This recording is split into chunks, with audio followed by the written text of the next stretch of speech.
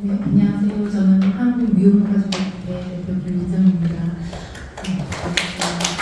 저희 단체는 사실 이제 양육을 하고 있는 미혼모들이 직접 이 단체를 만들었고, 지금 현재 카페 회원은 한 2,630명이 조금 넘는데요. 저희가 사실 아이를 선택하고 양육을 하게 된 계기는 그다지 글쎄요, 이게 한국에서 사실 미혼모로 산다는 게 너무 쉽지가 않은 상황이고, 또 예전에 아까도 언급이 됐었지만 홀트나 대안이나 동방이나 이런 입양기관에서 운영하는 미혼모 시설에서는 100% 그 입양을 다 보냈어야 했습니다. 그렇지 않고 제가 있었던 이제 곳에서 저도 미혼모 시설에서 이제 아이를 출산하고 이제 입양을 보내려다가 양육을 하게 됐는데요.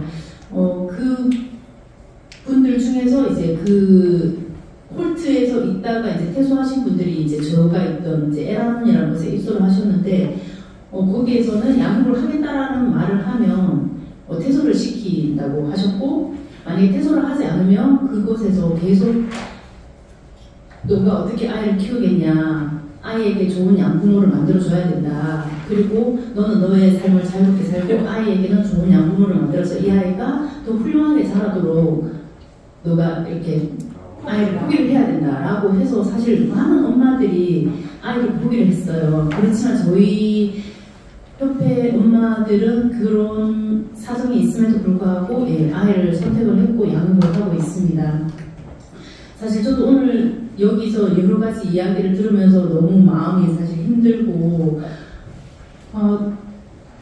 그리고 한편으로는 또 저희 협회 어머니들께서 아이를 포기하지 않고 양육을 해주셔서 참 감사하다는 말씀도 또 드릴 수 있을 것 같고, 사실 해외 입양인분들께서 저희 협회 어머니들을 되게 많이 지지를 해주고 계시거든요. 그 이유가 만약에 이런 미혼모들이 아이를 포기하고 입양을 보냈더라면 자기와 같은 입양인이 한 명이 더 늘었을 거다.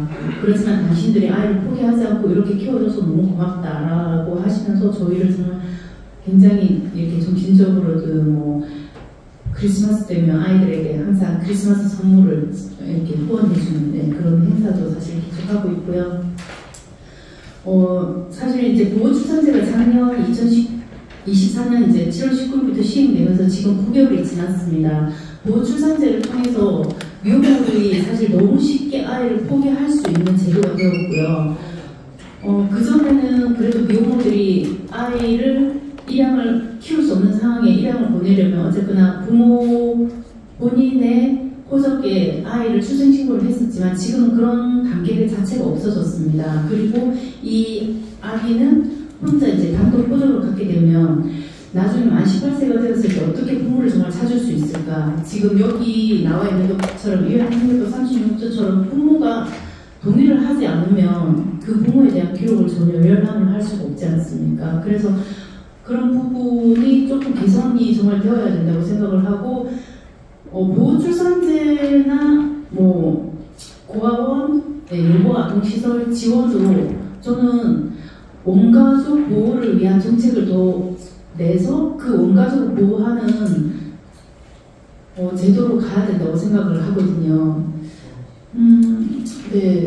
사실 너무 이 이야기를 들으면서 정말 미혼모들이 아이를 포기하지 않는 그런 지원 제도가 너무 필요하다라는 생각을 계속하게 되었고, 이런 사실들을 저희 어머니들도 좀 아셨으면 좋겠다라는 생각도 들었어요. 저희가 사실 많은 비난을 어떻게 보면 받아왔지만 그럼에도 불구하고 저희가 이렇게 아이들을 잘 키워왔다는 거는 정말 박수받을 일이라고 생각을 하고 있고,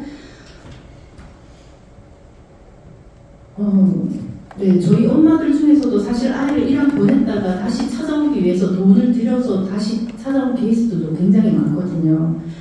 그런 부분들도 있는데, 사실 미혼모들이 저희 협회에 최근에도 이렇게 연락 오시는 이제 임신하신 분인데 연락 오시는 분들이 뭐냐면 아직도 출산용품을 하나도 준비를 하지 못했다. 그리고 지금 먹을 게 없다.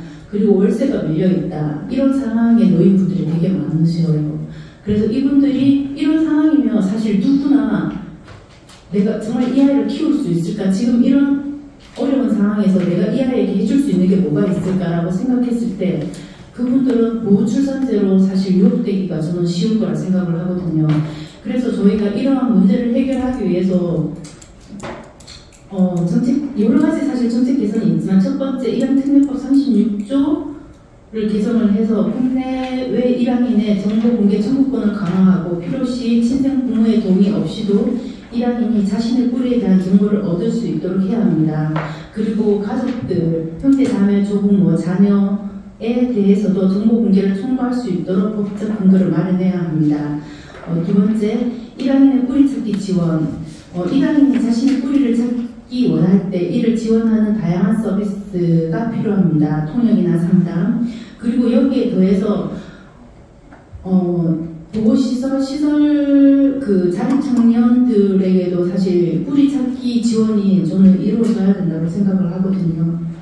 그리고 세 번째는 보호출산제, 저희는 이제 폐지를 요구를 하지만 어쨌거나 이제 지금 시행이 되고 있어서 폐지보다는 뭐 개정으로 가야 될지, 그렇지만 저희는 여전히 폐지를 주장을 하고 있습니다.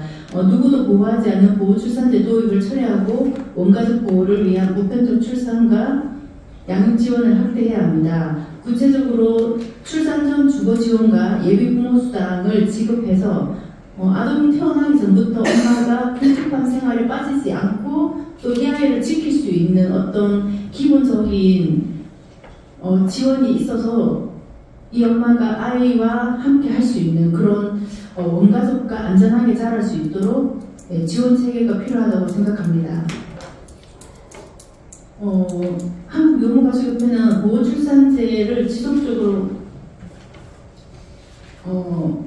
우려를 이제 표명해왔고,